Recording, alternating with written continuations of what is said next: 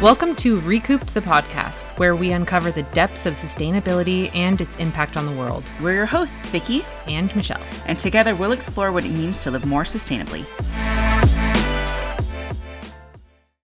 Michelle. Yes. Zero waste living. Yes. Yes, you. Okay. Zero waste living. I did like this thing. Okay. And I looked at some stuff, but then we watched these videos. Real world. Yeah, we did. Could you imagine your garbage just fitting into a big mason jar for the year? Could you imagine what type of garbage you have produced in the year would fit into a mason jar?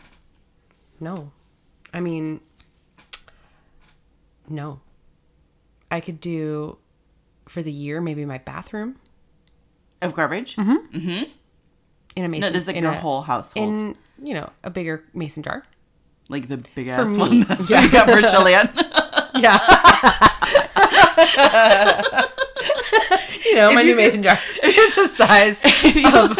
It's like the size of It's like your 4 arm. gallons. It is Yeah. huge. If you guys haven't seen these giant mason jars, they're Amazing. the biggest ones we've ever seen. And we were going camping, and I am obsessed with making sun tea when we're camping. And so I was so proud of myself. I was like, oh my gosh, everybody, look at the biggest mason jar I've ever found. And it's huge. And then, of course, Michelle's like, I just bought one too. It's just as big. It was hilarious. They're huge. They're huge. There's no space for them in my kitchen, so they're on top of my fridge. Yes, they're so big. I don't even know where the one from I love camping them. is off the top. But it was hilarious, and they're big. And maybe... I can fit my trash in there. Yeah. that works start great. with that size.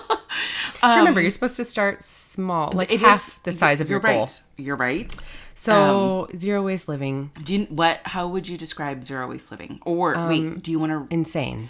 Wait.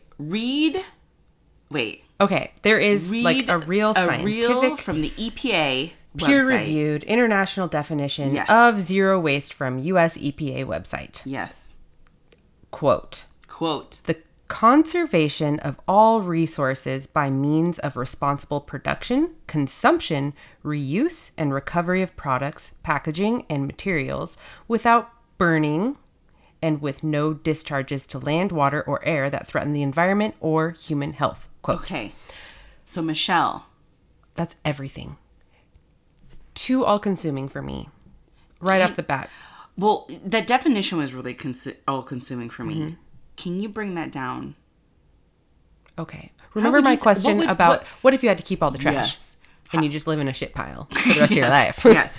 Would it affect, like if we had no waste management, which is another topic that we're probably going to have to get to eventually, because waste management is just turning into a big conundrum right now. Currently, we don't know where our trash is going or where our recycling is going. Yes. But let's say we just didn't have that option at all. Yes. Would you stop buying so much stuff that you don't need? Or would you start thinking, obviously you would, because you wouldn't have anywhere to put it.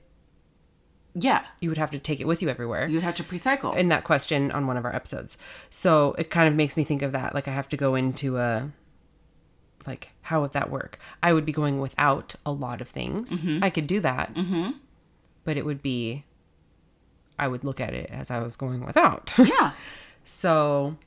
But like in layman's term, what would be the best way to describe a zero waste, right? So not saying going without, but we would be like... So you don't even go buy a pack of gum. Correct. Because how do you dispose of the wrapper? How do you just... Yeah. No, wait. A pack of gum is wrapped in plastic, right? Each piece is wrapped in tinfoil. And then even the liner... The gum. Itself. The liner. So no more gum for the rest of your life. Possibly. With zero waste. No more... a coffee from a coffee stand. Yeah. Unless toothpaste. Yeah, because it's like the tube. The tube. Can you recycle the tube? Can you recycle the cap? Can all parts of it be recycled or upcycled or if something? you think of it as like a day-to-day, like you would have to be living day to day. It's so consuming. But then also like to prepare your whole future in kitchen, like it would take some work to get to that point. I mean, because like I need some cinnamon. The easiest thing to do would just be like go buy some cinnamon, right? Like with zero waste living, you would have to find buying it a bulk store and bring your own container. Correct. No, you're right. To put it in that container than to bring it home. Yeah. Okay. So it is like mind-boggling to think. It is. And we watched a quick video. Remember, we watched a quick little blip. It was 8-minute long of this family in Australia. Yeah, Tasmania. It was a family of 4. Family of 5. They had 3 daughters. Was it 5? Yeah. It was Husband, a family. wife, 3 daughters. And they are zero waste. They showed us their jar of trash from 2 years. And this is not even a big, giant mason jar we're laughing about. We're talking like pasta sauce size. Yeah, your spaghetti sauce size pasta jar. And it was 2 years. And she giggled. The wife giggled and said, oh, well, we'll probably be able to go another year or more before we fill this up completely. And these had like those random little things. Like I think I saw some floss in there. There might have been a floss. I thought I saw maybe like some sort of twisty ties. Some weird kind of plastic things. And I wonder how they even accumulated that. I would like to know. I'm curious because if they're already at that point of like that is literally all the trash they had, then like it's insane to me. But also this family, so they grow a lot of their food. They had access to a very nice bulk food store. So did you see that? I did. This isn't the whole thing about accessibility. A place where like the convenience of like US type of lifestyles that we lived wasn't there. This lady like homeschooled her daughters. Yes. And I mean she has like a 15-year-old daughter, was their oldest one, and their whole life is all consuming of like making sure they don't produce any trash. So to me it just seems like a lot. It was a lot. And then it's also very admirable. It is very admirable. It is a lot. But then like you and I had talked about it in this specific video, is like what I said is like, can you imagine being the little girl? We feel a little ick about it. Because right off the bat. There has to be something else, right? They're missing something in life. So could you imagine being a little girl going to your best friend's house for that's not just sleepover, a birthday party sleepover, okay? And you all the 7, 8, 9 years that you've been alive, you've never experienced a cupcake with a candle in it. I can give you an exact breakdown. Yeah. The mom just baked these really cool candles that have those little party rings inside of them. Party rings inside of them. Everybody gets one. Paper has all the unicorn decorations that are on and it. A sparkler candle. Okay. And then there's a dilly bar. Yes. With that's what I know, with the ice cream stick. And then who doesn't want a Capri Sun that's wrapped in a goodie bag, a treat bag with a party popper in it. Okay. Could all you imagine of those like staples in childhood? Yes. So granted, in Australia, I'm sure it's different, but then we're going to bring it back to the United States because that's what we do. And all these kids are getting excited except for the one girl. This one little girl, because either so my aspect on it was, if I was a little girl, I'd be like, oh my gosh, what am I supposed to do? I'm going to get in trouble. At home, we don't do this. Granted, I would assume that this families would talk to their kids about it, but still, when you're in that situation, you're like, what do I do? Just like the situation that you were at a friend's swimming party and the mom put a whole bunch of mayo and bologna in the sandwich. And you're like, I am not familiar what this is. Yeah. The first time I ever had Miracle Whip and I was like holding in a gag. Yes, because you didn't have experience. So let's assume this little girl is not having a gag, but she's like, I want to eat that cupcake, but I don't know what to do with everything else. In that moment. I would feel so scared and fearful and maybe a little bit shamed because like, we don't do this. Or you're thinking like, these kids are so bad. Yeah. Or like this family. Or these parents like, look at this so mom bad. Is making so much They're trash. So wasteful. So that fear mongering too. Like, so yeah, because that would be the first thing that I'm thinking is like these kids are missing out on something. Yeah. I just feel like it sets up, granted, like kids, not all kids are like bad or anything, but when you have so many rules, that's what creates where that. There's a little bit of resistance or testing. As soon as they're free of home, they're going to be like, or I did wonder. So many rules that they're not going to bring up like this, or that's why I'm like, I did wonder. Who knows if those kids are like hiding Tootsie Roll wrappers or something like, no, I can't, I'm going to get in trouble. I'm going to hide them. Or then in my head, girl, I was like, ooh, when that 15-year-old gets old enough, she's going to go to McDonald's. Yeah. Not specifically that, but she's going to go buck wild in the sense of like, I can buy my own stuff and I can choose what I can to do with the garbage or to do. Yes. So, but like you said, yes, it's admirable. We both do agree. There has got to be something more to this because it is very consuming. So, and for me, because like it was a red flag when I saw that the mom homeschooled and I was like, ooh, too much.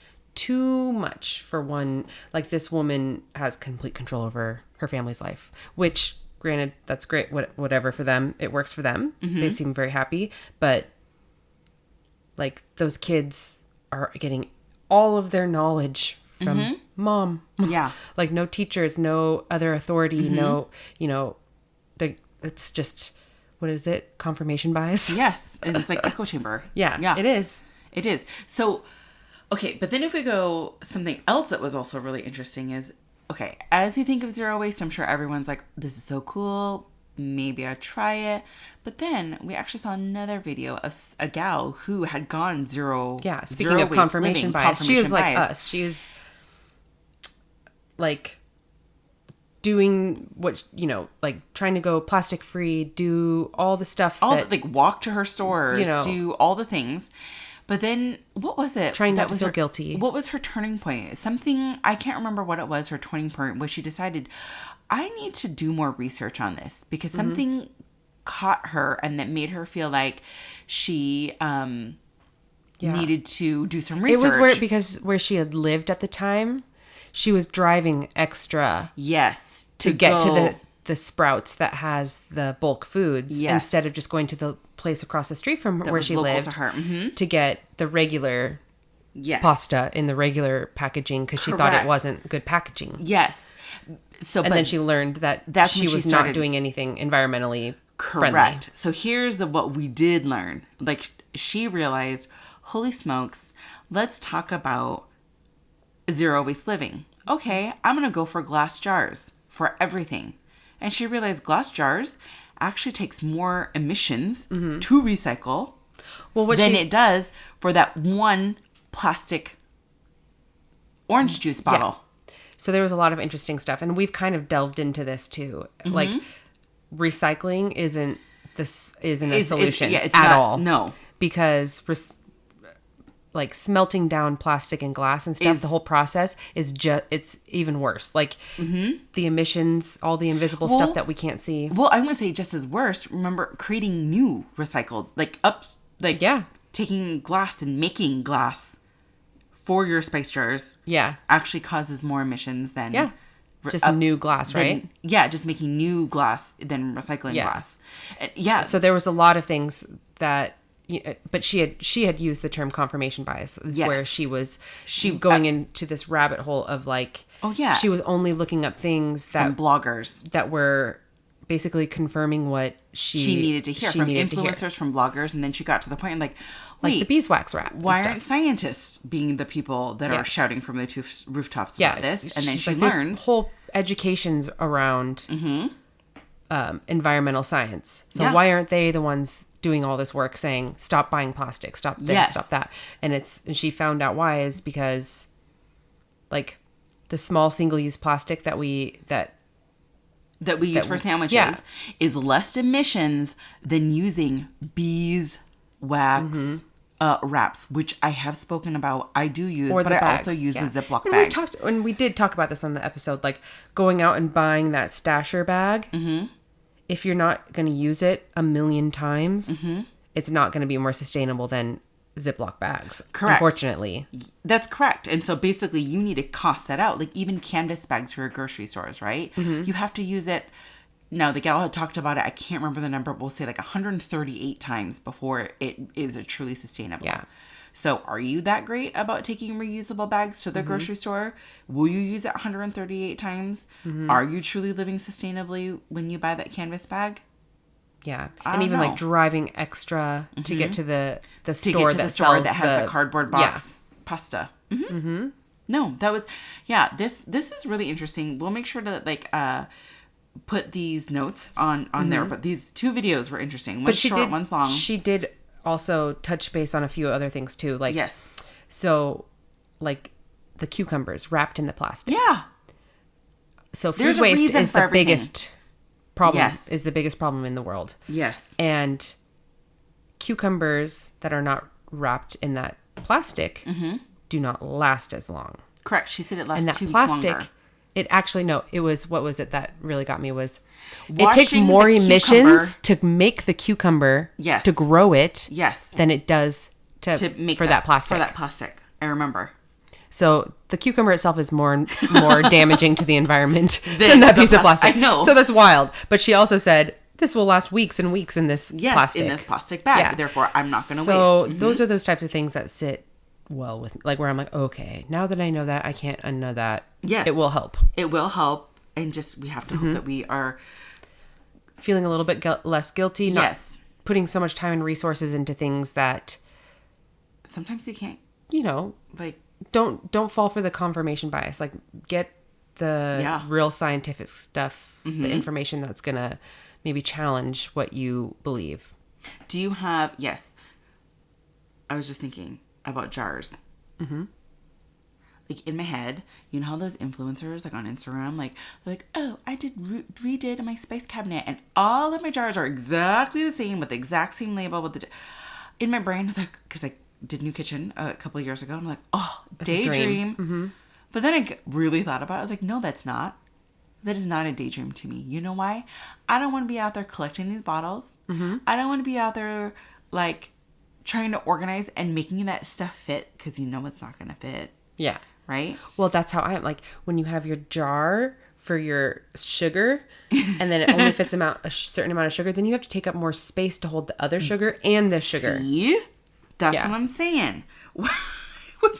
Original packaging is just fine. It is just fine. It is just A-okay. So, okay, let's just be nice about it. But this also What? This also goes into something that I wanted to talk about too, is like the brand loyalty. We'll delve into that more, I think, later on in more episodes, like, because we'll have to look into it too, because it is a rabbit hole of, it all comes back to sourcing. Source. Is it better to be brand loyal? Yes. To, like, Ziploc bags? Yeah. Is it better to buy Ziploc bags or the generic brand that's a little bit cheaper from your regular store? And I guess it's all about sourcing. Like, where are they getting all of their resources from?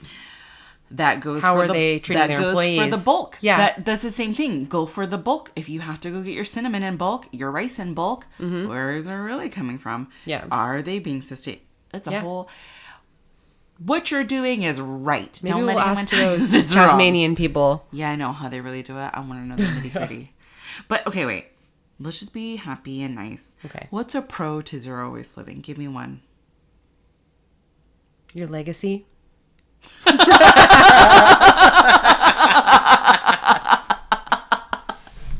don't know. Once you die, like, people are gonna be like, "Wow, look at they didn't leave."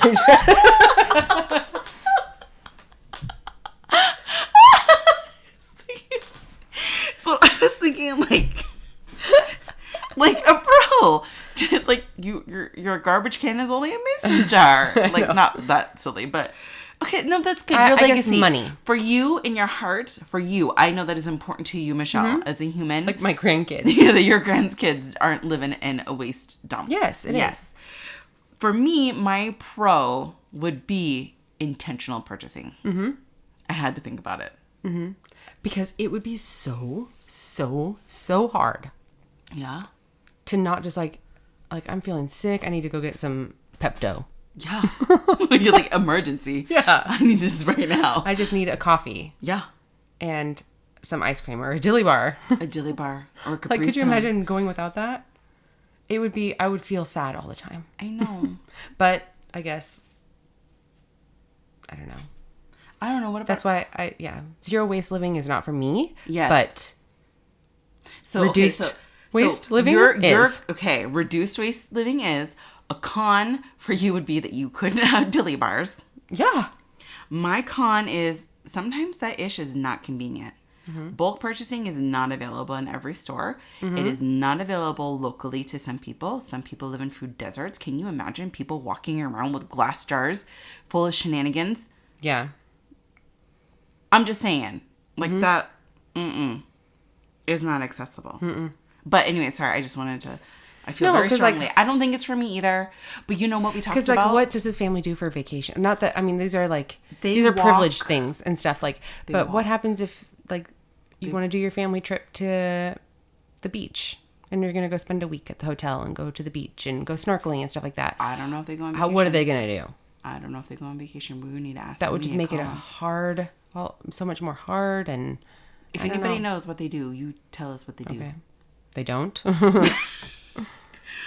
I don't know. However, remember one of the things that we talked about, I was like starting in one room. And then I asked you, could you do zero waste living? And you said to me, choose one thing to be zero waste about. So what was your thing? Mine was like the bathroom. Oh, yeah, you're right. You're right. Choose one space to be zero waste. You're right. The bathroom. That's good. I haven't thought of anything specifically.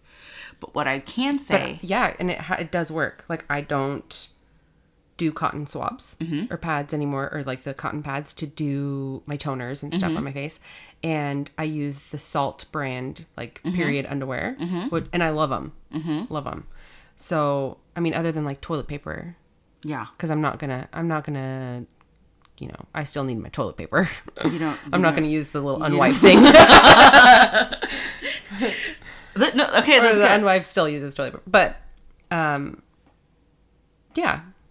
I don't have a one thing, but I have little things. Like how you say, look to see what you do the most of, or look to see what you throw away the most, or you do repetitive. So that's where I was like with the composting. I went major deal into composting and doing all that kind of stuff. I was really thoughtful, even just about my grocery shopping. Also, just like not like the necessarily products that I buy, but just making sure there is no waste. So that would be my way. But something else, if we wanted to tell the people out in the world ways that they could consider it, there is an actual hierarchy. I'm going to read this real quick as we wrap it up. There's a hierarchy that can help you with living zero waste. Of course, we want to talk about pre-cycle, but what they say is the first one is prevent waste. Think about how you can prevent waste. Number 2 is reduce and reuse first. So with your pre-cycle in mind, can I reduce and can I reuse whatever this is? And the next one is recycle and compost. If you can do all those 3 things, then apparently you're living pretty zero waste life. Yeah.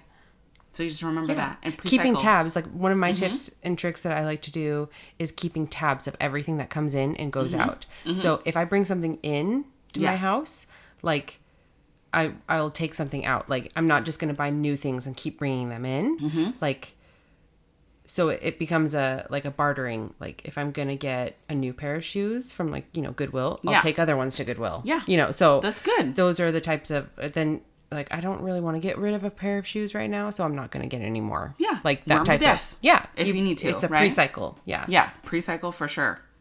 Well, so zero waste living is not 0 everywhere in your whole household, but in your bathroom. Yeah. Almost. Yeah. Yeah. That's good. Yeah, we're getting there. Zero waste. My kid still loves Q-tips. I like Weston. Q-tips too. He loves them. Well, for me, right now, I don't know that I can wrap my head around complete zero waste. Yeah. But I do what I can otherwise. But it's novel. Yeah. It's I mean, I guess it is nice having 3 boys because that bathroom waste is like they use a bar of soap. I don't have all the little body washes and lotions and stuff. Yeah. So it's easy. I think it's easier on that front. I can see it. Well, kind of zero waste living for us. Yeah. Do what we can out there in the world. If you can. Reduce waste living. Yes, reduce waste living. Prevent waste living. Yeah, I like it. Well. Yeah. While you are out there reducing your waste living, keep listening to us. And if you have any tips and tricks, let us know. Yeah. Reach out. And also, if you want to learn more about what we do, Vicky and I, we sew and we upcycle plastic bags. You can visit our website at www.recoupeddpnw.com. Oh, and you can find us on Instagram at recoupeddpnw. You can see us with our fun videos and the new products that we have. And then you could judge for yourself if our bags can fit into your life in your zero waste living. And also, if you're feeling so inclined, we have a tip jar down below. Buy us a coffee, a tea, a dilly bar. Oh, yeah. We'll source sustainably. That would be great. And thanks again for joining us. Remember to reduce, reuse, and recoup. Till next time. Bye-bye. Bye.